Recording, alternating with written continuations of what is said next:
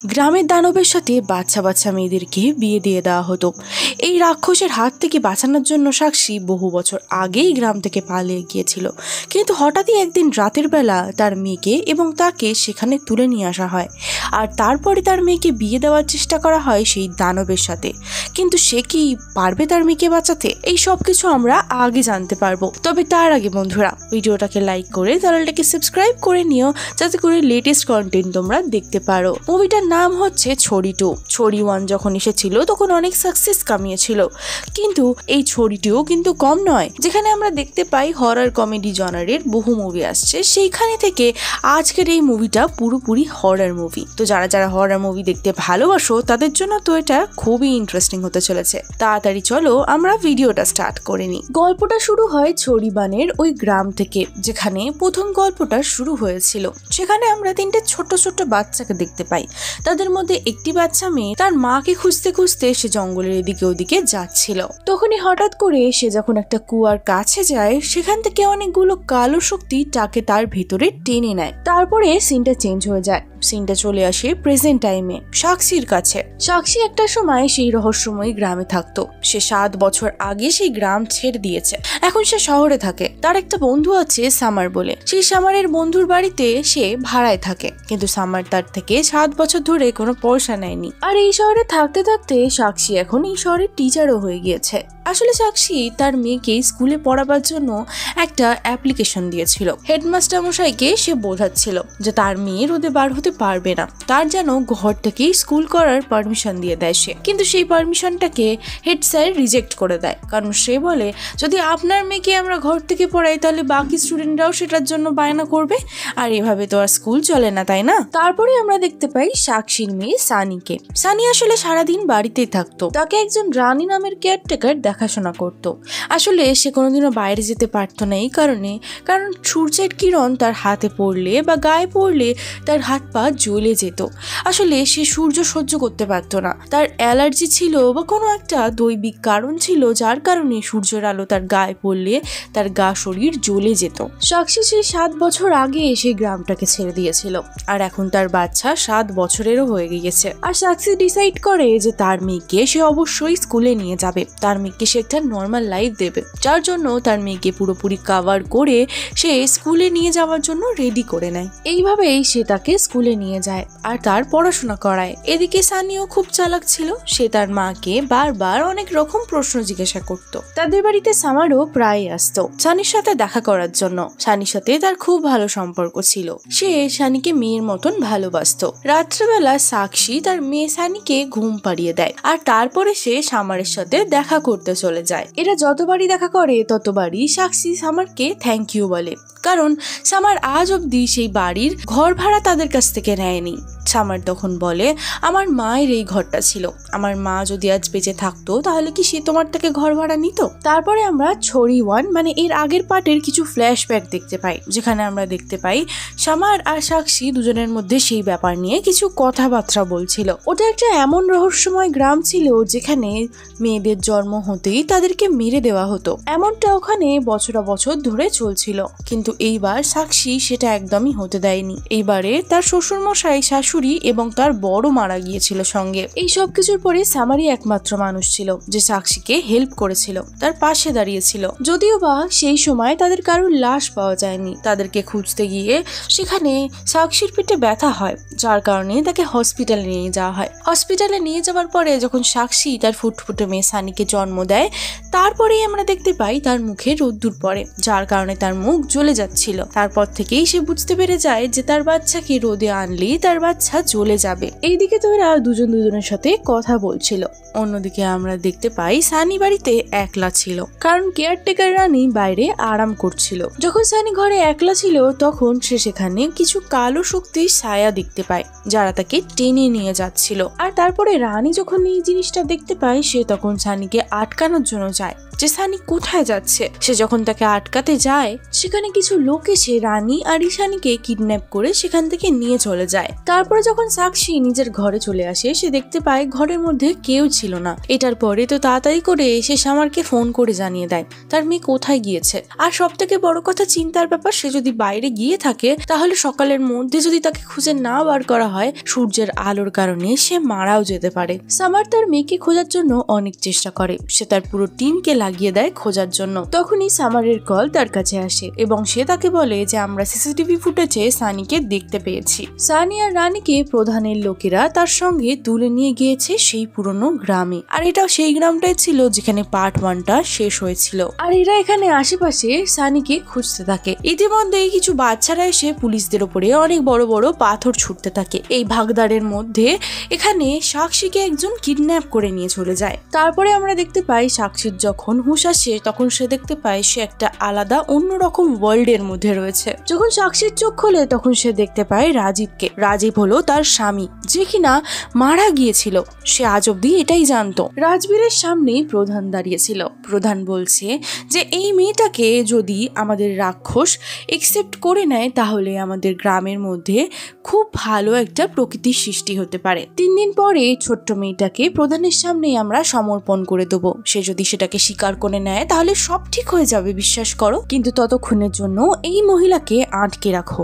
আর সেই দিন যখন সে সমর্পণ করে দেবে আর তাকে একসেপ্ট করে নেবে তারপরে এই মহিলাটাকে সবার সামনে মেরে দেবে, যাতে করে কোনো মেয়ের সাহস না হয় কোনোদিনও এমন কাজ করার। এই সব কিছু শোনার পরে সাক্ষী খুবই অবাক হয়ে যায়, যেখানে কি চলছে সে তো কিছুই বুঝতে পারে না। অন্যদিকে বাইরে সামারকে আমরা দেখতে পাই। সামার কাউকে খুঁজে না পেয়ে তার গোটা টিম নিয়ে সেখান থেকে চলে যায়, কারণ তার কাছে কোনো অপশন ছিল না। এখানে রাত্রেবেলা থাকা মানে মৃত্যুকে ডেকে নেওয়া। অন্যদিকে আমরা দেখতে পাই সাক্ষীকে কালকোটরির মধ্যে বন্ধ করে দেওয়া হয়, আর ঈশানীকেও একটা কালকোটরিতে রাখা হয়েছিল। এখানে শাহানি নামের একটা ছেলে আসে যে তার সাথে কথা বলছিল। সে নিজেকে ছেলে তো বলছিল কিন্তু আসলে সে একটা মেয়ে ছিল। সে এখানে এসে ঈশানীকে কাড়া খাওয়ার জন্য বলছিল, কিন্তু ঈশানী সে কাড়াটা খায় না। আর অন্যদিকে আমরা সাক্ষীকে দেখতে পাই, সে সেই বন্ধ ঘরের মধ্যে থেকে বেরোনোর অনেক চেষ্টা করছিল, কিন্তু সে কোনো মতেই সেখান থেকে বেরোতে পারছিল না। কিছুক্ষণ পরে সেখানে দাসীমা আসে। দাসীমা আসলে প্রধানের বউ ছিল আর রাক্ষসটার দাসী ছিল। আর এই দাসীমাই সেই ছোট্ট বাচ্চা মেয়েটিকে মেয়ে বানানোর জন্য চেষ্টা করছিল। আগে আমরা রাজবীরকে দেখতে পাই। রাজবীর প্রধানকে বলে যে তাকে আমরা আমাদের টিমে সামিল করে নিই, কিন্তু সেখানে প্রধান বলে 3 দিন পরে যদি রাক্ষসটা সেই বাচ্চা মেয়েটিকে স্বীকার করে নেয় তাহলে 3 দিন পর তুই তোর বউয়ের গলা কেটে দিবি। তারপরে আমরা ছোট্ট মেয়ে ঈশানীকে দেখতে পাই, যার কাছে দাসীমা আসে। দাসীমা তাকে এসে কাড়া দেয়, সেটাকে দিয়ে বলে যে তুমি যদি এটাকে খাও তাহলে তুমি অনেক বেশি শক্তিশালী হয়ে যাবে। যদি এই কাড়াটা সে খেয়ে নেয় তাহলে এই ছোট্ট বয়সে তার মাসিক শুরু হয়ে যাবে। আসলে সে মহিলা হয়ে যাবে একটা ছোট্ট মেয়ে থেকে। এদিকে যখন সাক্ষী চুপচাপ একটা ঘরের মধ্যে একলা বসেছিল তখনই সে এদিকে তার মেয়ের গলা পাচ্ছিল, তাই সেও আওয়াজ দিতে লাগে। আর অন্যদিকে ঈশানীও তার মায়ের গলা পাচ্ছিল, কিন্তু কেউই কাউকে খুঁজে পাচ্ছিল না, দেখতে পাচ্ছিল না। তারা দুজন দুজনকে খুঁজতে খুঁজতে এদিক ওদিক যাচ্ছিল, এক একটা টানেলের মধ্যে থেকে বেরোচ্ছিল, কিন্তু এদিকে সাক্ষী তো তার মেয়েকে খুঁজে পায় না। কিন্তু এদিকে ঈশানী টানেলের মধ্যে থেকে বেরোতে বেরোতে সূর্যের আলোর মধ্যে বেরিয়ে যায় সে। তাও সে সেখান থেকে পালানোর জন্য ওই আলোর মধ্যে দিয়ে বেরোচ্ছিল। যখন সে সূর্যের সংস্পর্শে আসে তার পুরো শরীর জ্বালা করছিল, তার পুরো শরীর জ্বলছিল, কিন্তু তারপরেও সে সেখান থেকে পালাবার চেষ্টা করে। এই পুরো জিনিসটাকে দাসীমা দূর থেকে দেখে নিয়েছিল, তাই জন্য সে তাড়াতাড়ি করে সেখানে চলে আসে মেয়েটাকে বাঁচানোর জন্য। তাড়াতাড়ি করে তাকে নিয়ে সে ভেতরে চলে যায়। সে দেখতে পায় ঈশানীর গায়ে অনেক জ্বলার দাগ রয়েছে, তাই জন্য তার জ্বলার দাগে সে লেপ লাগিয়ে দেয়। যখন সে তাকে ঠিক করার জন্য লেগে পড়েছিল তখনই সেখানে সারপাঞ্চ চলে আসে আর বলতে থাকে এটা তোর দায়িত্ব, তুই তাড়াতাড়ি একে ঠিক কর। তুই যদি একে তাড়াতাড়ি ঠিক না করিস আর একে যদি আমরা সমর্পণ না করতে পারি তাহলে কিন্তু রাক্ষস তোকেই মেরে ফেলবে। যেখানে আমরা জানতে পারি দাসী মায়ের এখানে কোনো সম্মান নেই, তার কাছে হয়তো অনেক পাওয়ার রয়েছে, অনেক শক্তি রয়েছে, হয়েছে, বাট সম্মান তাকে কেউই করে না। দাসিমা বলতে থাকে তার কাজ সে অনেক ভালো করে করছে, ঈশানী খুব তাড়াতাড়ি মহিলা হয়ে যাবে। অন্যদিকে আমরা সামারকে দেখতে পাই যে কিনা খুঁজতে খুঁজতে আবারও সেই কুয়ার কাছে চলে আসে, কিন্তু তার কাছে তো কোনো ফোর্স ছিল না, তার কাছে ছিল একজন কনস্টেবল। সে তাকে বলে দেয় যে আজ আমি এর ভেতরে যাচ্ছি, যদি কাল অবধি আমি বাইরে না আসি তাহলে তোমরা পুরো ফোর্স নিয়ে এর ভেতরে যাবে। তারপরে সামার সেই জায়গার ভেতরে চলে যায়। অন্যদিকে আমরা দাসিমা আর ঈশানীকে দেখতে পাই, যারা কিনা একসাথে বসেছিল। এখানে ঈশানী দাসিমাকে বলে যে তাকে একটা গল্প শোনানোর জন্য। তখন তাকে সে গল্প শোনায়। সে বলে একটা বহুত বড় রাজকুমার ছিল, সে এমনই একটা মেয়ের সাথে বিয়ে করতে পারতো যার কাছে অনেক শক্তি ছিল। রাজকুমার যার সাথে বিয়ে করে নেয় সেই মেয়ের পাখা লেগে যায়। আর এই কথাতে ঈশানী জিজ্ঞাসা করে, রাজকুমার যদি আমাকে পছন্দ করে তাহলে কি আমারও পাখা লেগে যাবে? সেই কথাতে সেই দাসী বলে যে হ্যাঁ, কিন্তু সেই কারণে তোমাকে প্রধানের সামনে সমর্পণ করতে হবে। আর অন্যদিকে আমরা সাক্ষীকে দেখতে পাই যে কিনা অন্য জায়গায় বন্ধ ছিল। সেখানে অনেকগুলো মহিলা এসে তাকে ধরে নেয়, কিন্তু সেটা একটা ভ্রম ছিল। কিছুক্ষণ পরে সে খুঁজতে খুঁজতে সে রানীকে দেখতে পেয়ে যায়। আর তাকে যখন সে ছাড়াতে যাবে সেখানে রাজবীর চলে আসে, এসে আবারও রানীকে বন্দি করে দেয়। এটা দেখার পরে সাক্ষী পুরোপুরি অবাক হয়ে যায়। রাজবীর এখন পুরোপুরি একটা জঙ্গলি জানোয়ারে পরিণত হয়ে গিয়েছে। অন্যদিকে আমরা দেখতে পাই ঈশানীর পেটে অনেক জোরে ব্যথা করা শুরু করে দেয়, যার কারণে দাসিমা বুঝে যায় যে তার মাসিক শুরু হয়ে গিয়েছে। এবারে সে পুরোপুরি মহিলা হয়ে গিয়েছে, এবার তাকে সমর্পণ করা যাবে। অন্যদিকে সাক্ষী রাজবীরকে বারবার বলছিল যে ঈশানী আমাদের মেয়ে, আমাদেরকে তাকে বাঁচাতেই হবে। কিন্তু রাজবীর তো এখানে পুরোপুরি পাগল হয়ে গিয়েছিল। উল্টে সে সাক্ষীকে মারধর করতে শুরু করে, সে তাকে মারতে মারতে আধমরা করে রেখে দেয়। আর অন্যদিকে আমরা দেখতে পাই সবাই জেনে গিয়েছিল যে সারি এখন সমর্পণের জন্য পুরোপুরি তৈরি হয়ে গিয়েছে, সেই কারণে তাকে সবাই মিলে তৈরি করতে শুরু করে দেয়। সানির প্রধানের সাথে বিয়ের জন্য সব তোড়জোড় শুরু হয়ে যায়। অন্যদিকে আমরা সাক্ষীকে দেখতে পাই যে কিনা আধমরা অবস্থায় পড়েছিল। আস্তে আস্তে সে যখন এগোচ্ছিল সে সেখান থেকে একটা কুয়াতে পড়ে যায়। সে যখন কুয়াতে পড়ে যায় তখন সে দেখতে পায় তারই মতন কতগুলো মহিলা কুয়াতে রয়েছে, কিন্তু সেই সব মহিলাগুলো সেখানে মরে গিয়েছিল। সে সব মহিলা মেয়ে সবাই মিলে সাক্ষীর মাথার উপরে হাত রেখে দেয় আর তাকে তাদের নিজেদের শক্তি দিয়ে দেয়। আর অন্যদিকে আমরা দেখতে পাই আজ রাতেই ঈশানীকে সেই নোংরা লোকের হাওয়ালে করে দেওয়া হবে। অন্যদিকে সরপঞ্চের কাছে রাজবীর ছিল। সরপঞ্চ তাকে তখন জিজ্ঞাসা করে তোমার স্ত্রীকে আজকেই মেরে ফেলতে হবে। তখন রাজবীর তাকে বলে ওকে তো আমি অলরেডি আধমরা করে কুয়াতে ফেলে দিয়েছি। তখন সরপঞ্চ রেগে যায়, তাকে বলে যে তাকে খুঁজে বার করো এবং তাকে সবার সামনে মেরে ফেলো। এটা শোনার পরে রাজবীর আবারও তাকে খুঁজতে চলে যায়। অন্যদিকে আমরা সামারকে দেখতে পাই যে একটা বাচ্চা মেয়েকে খুঁজে পেয়েছিল আর তাকে চাপ দিতে সে সবকিছু বলে দেয় তাকে। অন্যদিকে আমরা ঈশানীর পালকি দেখতে পাই, যাকে পালকিতে বসিয়ে নিয়ে যাওয়া হচ্ছিল সেই রাক্ষস দানবের কাছে। দানব যদি তাকে আজকে একসেপ্ট করে নেয় তাহলে সব ঠিক হয়ে যাবে, এই গ্রাম আবারও সুস্থ হয়ে উঠবে। সেখানে একটা উৎসব হচ্ছিল মানত, আর এখানে একটা রিচুয়াল হচ্ছিল যেখানে দাসিমা ঈশানীকে তৈরি করে দিচ্ছিল রাক্ষসের কাছে যাওয়ার জন্য।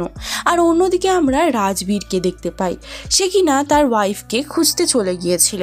সাক্ষীকে দেখার পরে সে তার হাত বেঁধে তাকে টানতে টানতে ওপরে নিয়ে আসছিল, কিন্তু সাক্ষীর মধ্যেও তো এখন অনেকটা পাওয়ার চলে এসেছে, কারণ সেই মৃত মহিলাগুলো তাকে অনেক শক্তি দিয়েছে, লড়াই করার শক্তি। আর তারপরে আমরা দেখতে পাই সে ফাইট ব্যাক করে এবং তার হাজবেন্ডকে সেখানেই মেরে ফেলে। তারপরে সাক্ষী যা হোক করে সেখান থেকে বেরোয়। বেরিয়ে আসার পরে সে সামারের সাথে তার দেখা হয় আর সামারকে সে সবকিছু বলে দেয় যে এখানে ঠিক কি কি ঘটছে। তখনই এখানে সরপঞ্চের লোক চলে আসে তাদেরকে আটকানোর জন্য।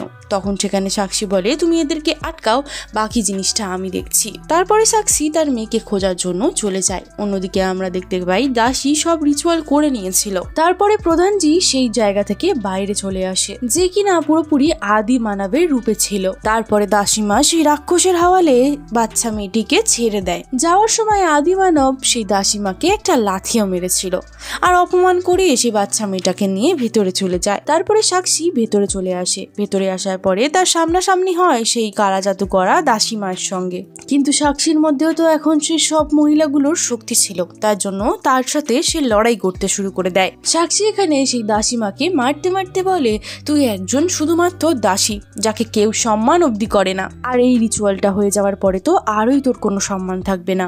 আর তারপরে সাক্ষী তাকে খুব বাজেভাবে পিটে ভেতরের দিকে যেতে শুরু করে। ভেতরে যখন সে ঢোকে তখন সে দেখতে পায় ভেতরে কেউ ছিল না, আর ঈশানীকে একটা বাক্সর মধ্যে বন্ধ করে রাখা হয়েছিল। আর তারপরে সে তাকে বাইরে বার করে, তখন সেখানে সেই আদি মানবটা চলে আসে, যে কিনা খুব বেশি খতরনাক ছিল আর তার কাছে অনেক কালো শক্তি ছিল। তারপরে সে তার শক্তি দিয়ে তার সমর্পণটাকে স্বীকার করে নেয়, আর তখনই সেখানে আরো একটি কালো শক্তি চলে আসে। সেই কালো শক্তিটা আর কারণ নয়, দাসী মায়ের ছিল। দাসী মায়ের শক্তি প্রধানের সাথে খুব লড়াই করার চেষ্টা করছিল আর ঈশানীকে বাঁচানোর চেষ্টা করছিল সে, যেটা দেখার পরে সাক্ষীরও খুব ভালো লেগেছিল, কারণ দাসীমা বুঝতে পেরে গিয়েছিল যে সত্যি তো তার কোনো সম্মান নেই এখানে। আর এই রিচুয়ালটা হয়ে গেলে তাকে তো আর কোনোদিনও কেউ চিনবেও না, কারণ এরা সবাই তাকে পায়ের জুতো হিসাবে রেখে দিয়েছিল মাত্র। অন্যদিকে সরপঞ্চকে অ্যারেস্ট করে নেওয়া হয়, কারণ আগের দিনকার সামার বলে দিয়েছিল অফিসারকে যদি আমি সন্ধ্যের মধ্যে না ফিরি তাহলে তুমি পুরো ফোর্স নিয়ে আসবে, আর সেই কারণে পুরো পুলিশ ফোর্স এখানে চলে আসে অনেকগুলো পুলিশের সঙ্গে। তারপরে দাসীমা, সাক্ষী এবং বাচ্চাটাকে নিয়ে সেখান থেকে বেরোনোর চেষ্টা করছিল। তারা আসলে তাড়াতাড়ি করে পালাচ্ছিল, কারণ দানবটা আবারও বেরিয়ে গেলে তাদের আর রক্ষে থাকবে না। এই সময় তার পায়ে একটা জঞ্জির এসে আটকে যায় আর তাকে টানতে টানতে ভেতরে নিয়ে চলে যায়। সাক্ষী তখন বলে যে ঠিক আছে, আমি একে মেরে আসবো, কারণ একদিন না একদিন তো একে মরতেই হবে। একে কেউ না মারলে তাহলে নোংরা খেলা খেলে যাবে। হয়তো আমার কুরবানি দিয়েই হয় এই মৃত্যু হবে, হয়তো আমার মৃত্যু দিয়েই এর মৃত্যু হবে। তোমরা এখান থেকে চলে যাও। সাক্ষী তখন বলে যে আমাকে একে মারতেই হবে, না হলে সব শেষ হয়ে যাবে। আর সেই জায়গাটাও তখন সেটা পুরোপুরি নষ্ট হয়ে যাচ্ছিল। সেই দাসীটা মুখ বাড়িয়ে দেখে, তখন সে দেখতে পায় সাক্ষীকে টানতে টানতে নিয়ে যাওয়া হচ্ছে। সাক্ষী তখন বলছে তুমি এখান থেকে যাও, আমি ওকে দেখে নিচ্ছি, একদিন না একদিন তোকে মরতেই হতো। আর এটা বলার সঙ্গে সঙ্গেই সেই জায়গাটা পুরোপুরি ধ্বংসস্তূপে পরিণত হতে শুরু করে। আর আমরা দেখতে পাই সে সেই আদি মানবটার সাথে লড়াই করতে থাকে। আর এটার সাথে সাথেই মুভিটা এখানে শেষ হয়ে যায়। হয়তো সে তাকে মেরে দিয়েছে, না তো সে বেঁচে গিয়েছে, কিছু একটা হবে। এই সাসপেন্সের সাথেই এই মুভিটা এখানে এন্ড হয়ে যায়। তো বন্ধুরা, তোমাদের এই মুভি এক্সপ্রেশনটি কেমন লেগেছে সেটা আমাকে কমেন্ট সেকশনে জানাতে একদম ভুলো না। তোমাদের যদি ভিডিওটা ভালো লেগে থাকে ভিডিওটাকে একটা লাইক করে চ্যানেলটাকে সাবস্ক্রাইব করে নিও, যাতে করে এরকম ধরনের লেটেস্ট মুভি তোমরা দেখতে পারো। আর যাদের হরর মুভি ভালো লেগে থাকে তারা তো আগেই ভিডিওটাকে লাইক করো। চলো দেখা করছি আরও একটা নতুন মুভি এক্সপ্লেনিং ভিডিও নিয়ে কালকে। ততক্ষণের জন্য ভালো থেকো, সুস্থ থেকো।